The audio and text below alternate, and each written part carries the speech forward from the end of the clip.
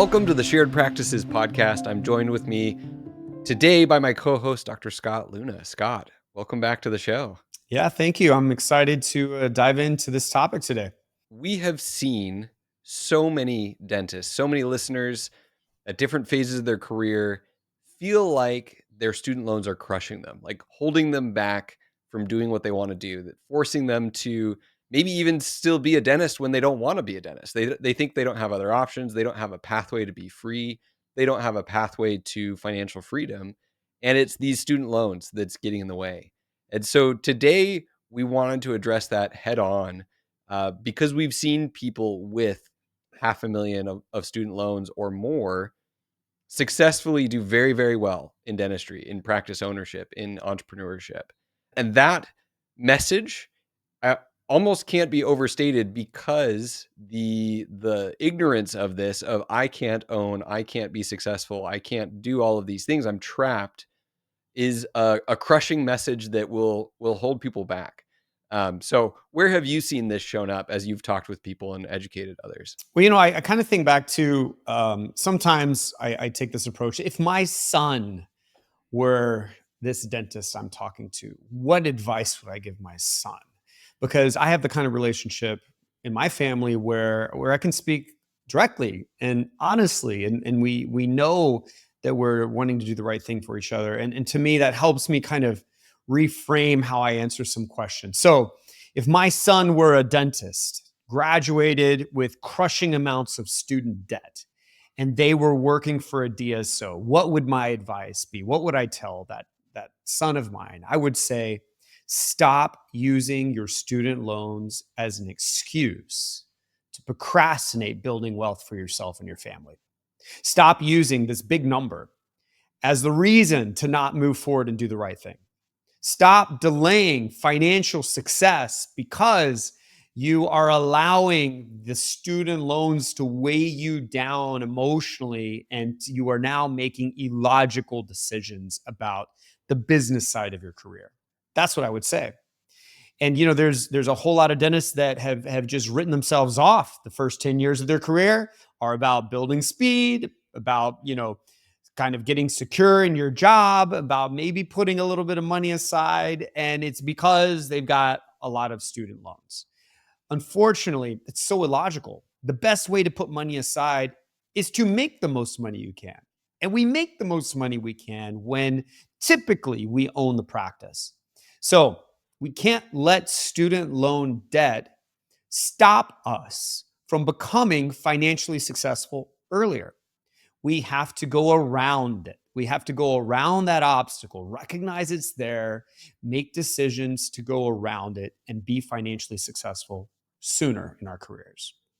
Well, and that message also has the potential, if someone misinterprets this or someone comes at this from the wrong angle, their immediate next actions can actually put themselves further behind. So if someone is saying, man, I don't want student loans to hold me back, this is the biggest fear for me to them is, well, don't tackle your student loans by paying them down before you own a dental practice, and don't refinance them before you own a dental practice. Those are the two things that if you do those before you're in ownership, you've shot yourself in the foot.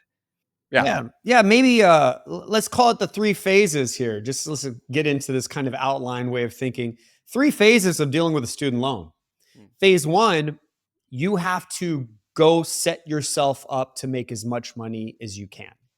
That's phase one. So you have the student loans there. You're making the minimum amount of payments. You are basically using your credit, your money, your time to invest in the business side of your career. Let's grow. That's phase one. Phase two, you're now there. You're probably a practice owner. Now we've got to maximize our income to be above and beyond anything we would ever need. So phase two, we're already now the owner, but now we're a very successful owner making more money than we ever would need, right? That's phase two, getting to that point. Then phase three says, okay, what do we do with the extra money now? Do we put some of it toward student loans?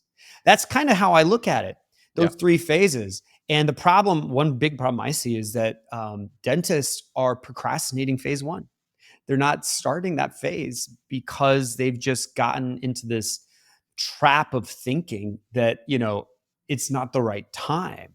And they're using the debt as like the reason, and they suddenly get sucked into mediocrity of dentistry, mediocre income, mediocre job, with the kind of the weight of the student loan in the back of their mind added to the weight of their mortgage and the weight of the family and of the relationships and their health. And it becomes a pretty difficult situation when you're stuck into that jail cell of a job, and you just feel like you're going to be in there for a while.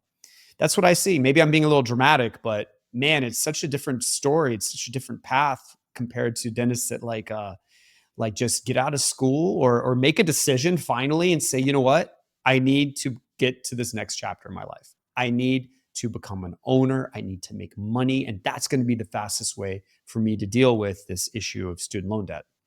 Yeah, and there is a sense for dental students who, like, I just lectured to 3 dental schools in the last 3 weeks, and many of the students, just this wasn't on their horizon. That, they were like, "Okay, we're gonna make a lot of money as a dentist." There's this naive early stage of, "Okay, I can take on 500,000 of student loans at a high interest rate, and I'm gonna make it all up as a dentist later." Which is very true and very possible. But when you then graduate and go to a job where you're making 120, 150, 200K, and your actual disposable income is, after taxes, after expenses, after student loans, there's not a lot left over. It feels very scarce. It feels very scary. So you go from pie in the sky assumption of like, these student loans are not going to be a big deal. All of a sudden, they feel like a very big deal. They feel very crushing.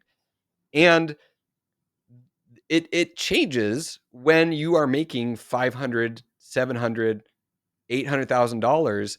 All of a sudden, that 500,000 of student loans, the payment associated with it, your relationship to that changes. But if you're stuck in that mentality in between of, I can't do anything, I am paralyzed by the weight of these student loans, it stops you from getting to the other side where you are able to make much different decisions because your disposable income shifts significantly. I recently posted on my personal Instagram page. By the way, anyone can follow me if you want. You'll see dental posts. You'll see some of my family posts. It's dr.scott.leune. If you look on that, I posted recently this statistic that said dentist owners, after their debt payments for the practice, when you look at kind of their take home pay, the leftover take home pay, they make on average $93,000 a year more than dentists that don't own. That's the national average. And if you were to invest that 93 grand every year and make a modest 7%, after a half career, 20 years, a half career, it'd already be up to 4.2 million. And so what if we just like agree on some truths for a second? What statistics tell us is that owners in general make more than non-owners. Okay, let's just agree with that number, that fact first. All right. So now back to my son, my dentist son, my hypothetical dentist son who has debt. I would say the more debt you accumulate for school, the faster you need to become an owner. And Mm. to do anything other than that would be irresponsible to the future version of yourself. The more debt dentists take on, the faster they must become an owner. Also, the faster they must invest in themselves in business and clinical education that also increases their income as an associate. But for sure, the more debt we take on, the faster, the earlier we need to be putting ourselves in a position of making money. If you think about a young college student, not even they haven't gone to dental school, they're just in college. And let's say they don't really have much debt and they want to take a year off and go travel the world and go find themselves, you know, they can do that. They don't have a lot of financial pressures on them. They don't need a lot of money. They have this flexibility to do something that doesn't make much money. But now go tack on $500,000 of debt to that person and now go put them out in the world with these huge debt payments per month. They need to get into a lucrative financial position as soon as possible. Any advice that pulls them away from that path is probably really bad advice. And I think a lot of professors in dental school are giving them what I would consider very bad financial advice. Someone had posted recently the question, what should they be teaching in dental school that they're not? And everyone was like, practice management, practice management, practice management. And I came on, I was like, not practice management, because what is being taught in dental schools and those who are teaching it in dental schools are not out doing it right now. And their experience is going to bias and color that advice that they're given. And so sometimes the wisdom that, the crowd think of other dental students, of dental professors who are not out in the business world at this moment, is not going to serve best of an individual who needs to move and make big changes, which I would say there is a spectrum of what is that $500,000 doing to you? Is it causing you to stress so much that you can't make a decision? You're so paralyzed by fear that you can't even like fathom and educate yourself on the business side of things? Or are you blissfully just assuming this is all going to be okay? There's a sweet spot in the middle where the realistic picture of what your debt looks like and to pay it back is the fuel to do what you just said. Get into practice ownership soon. Get into practice ownership early. And so I think we should talk about this first phase of from graduation to being in a situation where you can make different decisions. That phase of what do I do? What are the steps in order to not let student loans hold me back from making more and being an owner? Well, okay, let's look at what student loans are doing to people, doing to dentists. Student loans are number one, making it harder for a dentist to get a loan. Number two, student loans are eating away at that dentist's spendable money every month. Okay. Now, in addition to that, student loans are creating this kind of emotional effect that pulls us away from rational decision making. This kind of weight and this fear about this big number that we have, on a sheet of paper that says we owe that. So to me, those are three major things. It's harder to get a loan, it's sucking away our spendable money, and it's causing us to maybe react to things irrationally or make irrational decisions. Now, how do we deal with that in this first phase? This first phase, which could be a new grad, but it could also be a dentist that's been out for 10 or 15 years that still hasn't dealt with this. It could be a dentist for 20 years that still hasn't dealt with this. They've just been an associate. So let's just call this the associate dentist phase, right? What do we do with it? Well, number one, we got to own as early as possible and make the most money we can. That's the responsible, conservative thing to do. The most conservative thing to do is to own, to pay down that debt. So, how can we own though if we have less ability to get a loan? Well, here's the wonderful situation we have on our hands right now. Yes, it's harder to get a loan than it used to be when debt levels weren't so high, but nearly everyone with high debt levels can get the loan. So sometimes you can't get it your first year out. Sometimes you have to be a dentist for 2 years first, or you might have to show proof that you're making money working for someone else while you're building a startup practice. There's some hoops you'll have to jump through, but by no means are those hard hoops in life to jump through. They're just little hoops. So there's this disconnect happening. We assume as dentists that we can't get the loan because our debt is so high. But what we're not understanding is most people in our situation are actually getting the loan after they jump through a couple little hoops. Those loans are even easier to get if you're buying a practice instead of starting a practice. They're even easier to get if you are making money in a job or if you have someone co-sign. All the traditional ways of diluting risk for the bank apply.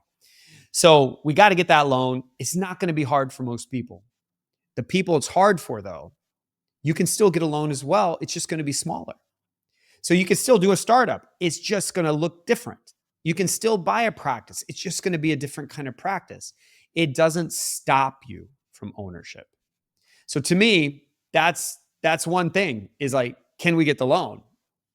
And with that too, I give the example when I'm lecturing to dental students. People want to throw extra money at their student loans to feel like they're making progress. And if you're trying to do what you just said, which is get the loan, having cash on hand, I give the example of like, say that you've got 500K of student loans, you've got $100,000 in the bank, you've saved, you've been diligent. If you were to pay down 100,000 of that 500,000, now you have 400,000, but you haven't refinanced the loan. Your monthly payment is exactly the same, and now all of a sudden banks don't want to touch you because you don't have liquidity. Yeah. So here's another trapped way of thinking that people fall into. They have extra money. Like, what should I do with my extra money? And they start Yeah. thinking about what's the interest rates I'm paying on things. What are my tax write offs? Where should I park that money? Should I pay down debt? Well, that's the correct way of thinking later in life. That's the correct way of thinking when you're earning more than you'll need. It's the wrong way of thinking in the beginning. What we should be doing in the beginning is hoarding the cash, not paying down debt, maximize our debt so that we can get into ownership. So if we are in a situation that you described where we've saved up 50 or 100 grand in cash and we're wondering, should I pay down my student loan debt or my mortgage debt or my car debt with it? My answer would be absolutely not. That cash is going to make it easier for you to get the financing approval to then become an owner.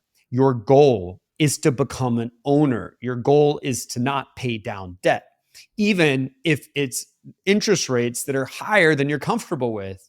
Your return is exponentially higher when you become an owner than whatever interest rate you don't feel comfortable with. So that's a great point that you bring up, because phase one is not about paying down debt. Phase one is about slow playing your debt while maximizing your cash and getting the loan you need to become an owner. Let's put a little fine print there.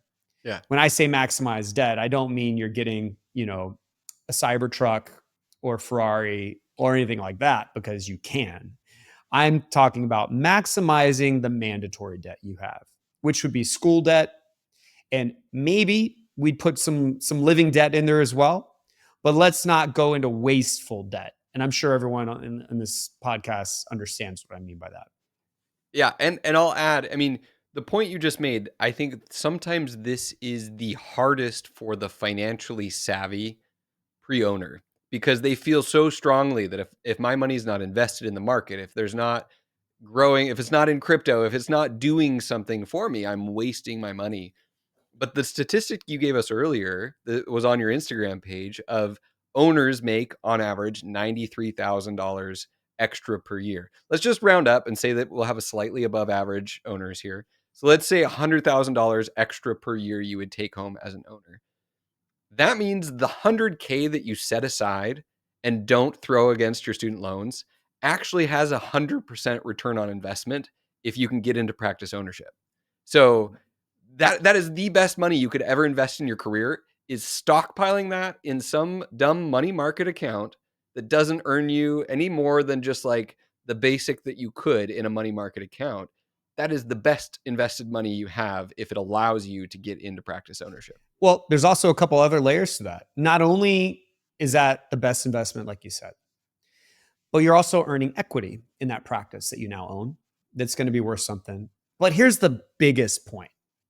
The biggest point of getting into that ownership position is that once you own the one and you have the ability to have that higher salary, that $100,000 salary that's higher, it leads you down a new path where your salary becomes $1 million take home pay path, or you now will own 3 or 4 because you made the decision to own the first.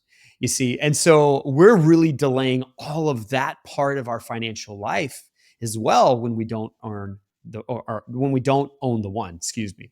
I think we have to remember, like, what could our life look like moving forward had we, or if we're an owner. So if Yeah. I'm talking to my son again, I'm like, son, I know that you're scared about this big number you have of student debt. And I know that you've been told by your professors, go work in some stable, group practice or DSO situation. But what that combination does erodes away your success, your lifetime success. The most conservative thing you can do is to earn as much money now as possible as a dentist job, right?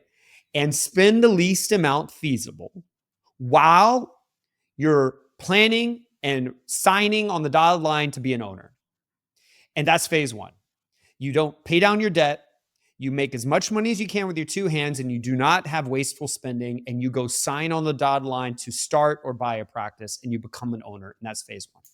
Then phase two says, all right, now you're an owner. Now what? Now you are going to leverage your ownership position to exponentially grow your salary, your take home pay. So you're going to go from, a typical owner salary to an atypical owner salary in phase two. You are going to become financially successful, and that will put you eventually into phase three, where your take home pay is more than you need. It's just plain more than you need. And only then do we say, should we pay down debt? Because only then are we in a position where we've kind of gotten the big returns from investing in ourselves, right? Now it's about, okay, should I get returns investing in other places, other things, or should I pay down the debt interest that I am having to, get hit with? We invest in ourselves first. So I think that that's like this big journey that dentists need to be on. And every year you wait is a mistake, and it adds risk. Every year you wait, you've kind of done like the wrong thing to be put yourself in a position to deal with your debt. With that as well, this question of refinancing, you addressed it in this phase three, but this is something very often that people up front are thinking the interest rate, the payments, I want to refinance it to 5 years or 10 years and be really aggressive. If you have access to one of these income based repayment options, you are doubly worse off if you have refinanced it before going into practice ownership, because often in that early owner growth phase that you just talked about of phase two, your income can fluctuate on paper quite a bit because there's a lot of write-offs, there's a lot of depreciation. And if your payment fluctuates based on your IRS reported income, all of a sudden you've got even more flexibility to invest in the flywheel of your practice. And so waiting to get aggressive or doing anything creative or refinancing it to a shorter term with a bigger payment, that is what the bank cares about, is how big is your payment in relation to your income that you're going to be taking home as a potential owner. That is that phase three decision. Now we refinance. You can get creative with it. You can pay it down early on a 10-year schedule, or you can say, you know what, I think the market or another dental practice or real estate, I have another vehicle that I think will beat paying down my student loans. Or you could do the typical thing of don't invest that extra money and don't pay your student loans and just crank up your lifestyle and deal with the consequences. So there are options at that point, but you have realistic options, some of which are better than others. Yeah, in phase three, I think we all kind of fall on, maybe I'll call it a spectrum of loan sensitivity. And in phase three, we now deal with that loan sensitivity. Some of us are on one extreme. We're like, I just want to pay off all my debts. I know it might not be like the rationally, like financially beneficial thing to do. I could make higher interest here or there, but I just want this gone. Right. That's on one side of the spectrum. And the opposite side of the spectrum says, oh, I only want to put my money where I get the very highest returns. And so if I'm not getting the highest returns by paying off my debt, I'm putting my money somewhere else. That's the other spectrum. Both sides of that spectrum also have disadvantages. On that first side, I just want to pay it all off no matter what. Well, the no matter what means you're having less lifetime wealth because you could have made more money somewhere else. But also, you're taking away some of your risk. In the down cycles of life, you have less debt payments, and that's good. On the opposite side of the spectrum, you're like, no, I just want to make the most money I can. I don't know if I want to pay it off early in phase three here. I'm just going to put it wherever I can that makes the highest return. Some of those risks are that you end up spending your money on illogical things instead of paying down debt with your money. So you have this extra money, and now you start like investing in things that make no sense, or high risk things, or you start buying Ferraris or whatnot. Like that's one risk. Right. Another risk, of course, is, you have some sort of life implosion, health implosion, or economy or something happens where your income goes way down and you could have paid off your debt when you were wealthy earlier. Now you're got the burden of these payments.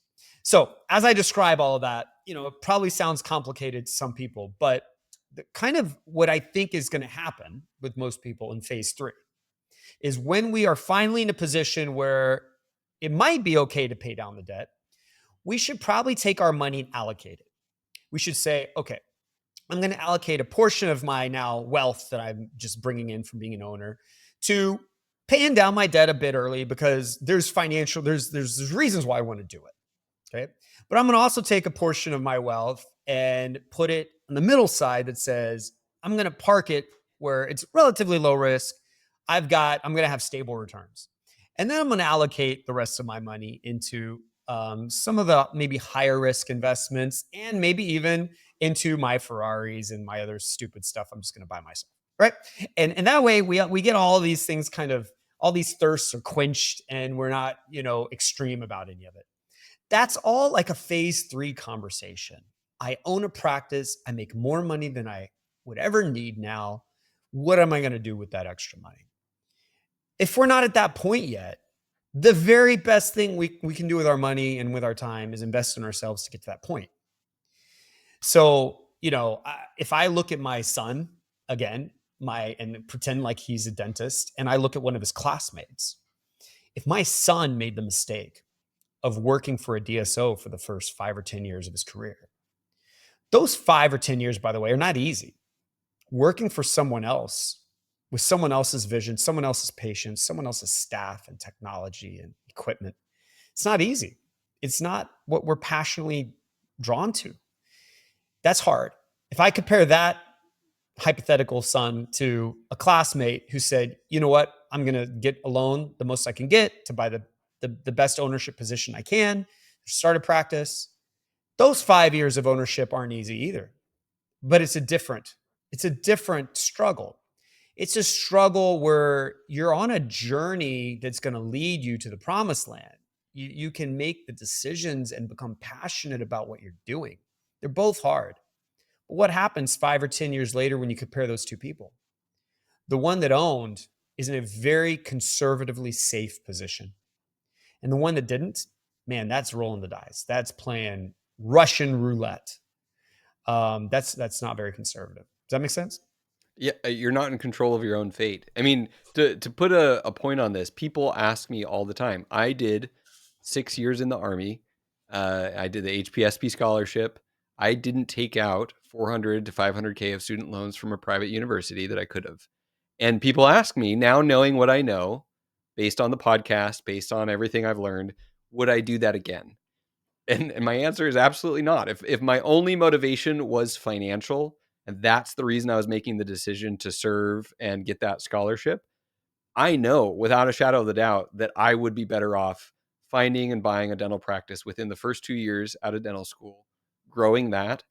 Not only would the income be higher, we haven't even talked about the equity that's built in the practice. And then the options that you have when you have a large cash flowing practice or multiple offices. And that student loan payoff can be part of a sale of things if you wanted it to be. There are so many options. And I've seen my wife, to her dismay, has seen people that have graduated after us, listened to the podcast, applied the principles, gone to our courses, hired coaches, and now they have these large cash flowing assets that surpassed, that whole journey of 6 years in order to not have student loans. And that's a great point because so on my Instagram page, I'll typically like repost some of the people that have been through like my training seminars or coaching, especially, if they're a success story and they're celebrating something. So many of those people could pay off their debt in 1 year's profit, just 1 year. You know, once they've gotten to that point, like the debt isn't even like taking up emotional space. No. I had to ask my wife, by the way, I've been through ups and downs. I made a lot of money in my career. I had asked my wife, by the way, hey, I can't remember. Do we still have student debt? I couldn't even remember, you know, because which is kind of a funny question to ask when you've done well financially. But you see, that's the point. I don't want to pay it off until I've done well financially. And at that point, it's insignificant. It's completely insignificant. And when we were talking about our student debt earlier in my career, I wanted to pay mine off when we had excess money because excuse me, let me take that back. I said that wrong. I wanted to pay hers off when we had excess money.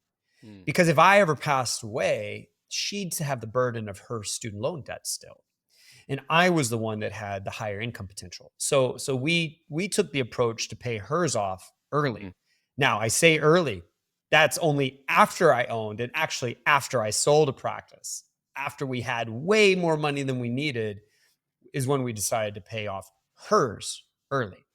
Um, so whether a dentist is listening to this, that it's a brand new dentist or they've been out 10 years, they all could be in a different financial position if they bet on themselves, if they brushed aside the irrational fears that sometimes control us and brushed aside their lack of discipline and said, you know what, now's the time for me to step forward.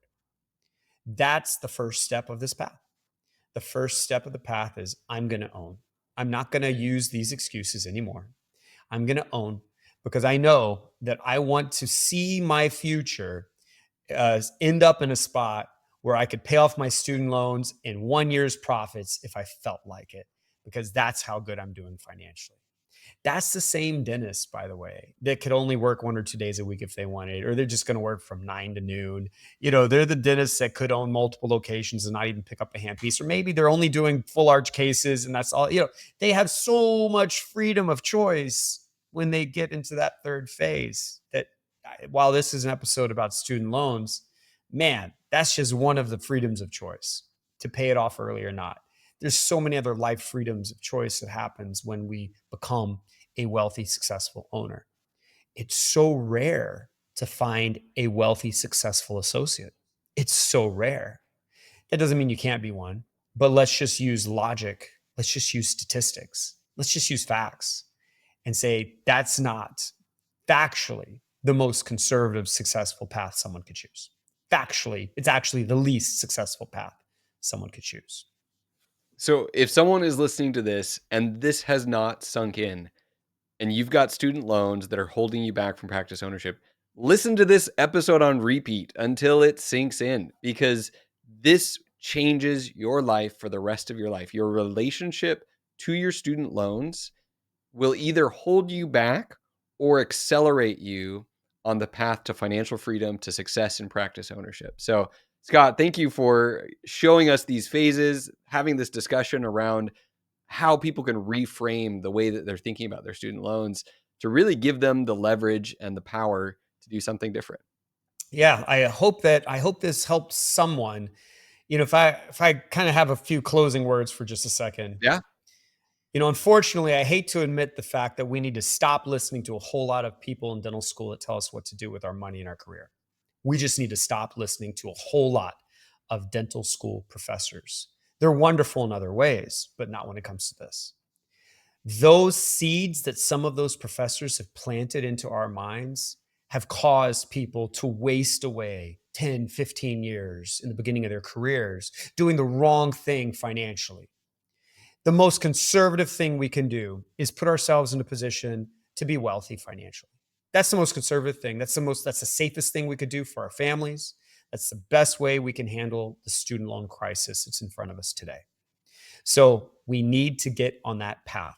If we're not on that path, we need to throw away the excuses that you're using that aren't impacting the other people, but you're using them.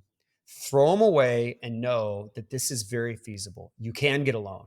You can have the income to make these payments. You can become wealthy. You can do this, and you will end up in a position in life where you have so many choices in front of you to benefit your life instead of becoming a victim of your student loan payments and your lack of confidence and initiative to invest in yourself. That's it. And if you want the outline of how to get there, listen to this episode again. Don't let it hold you back. Scott, thank you so much. We'll talk to you all next time on the Shared Practices podcast.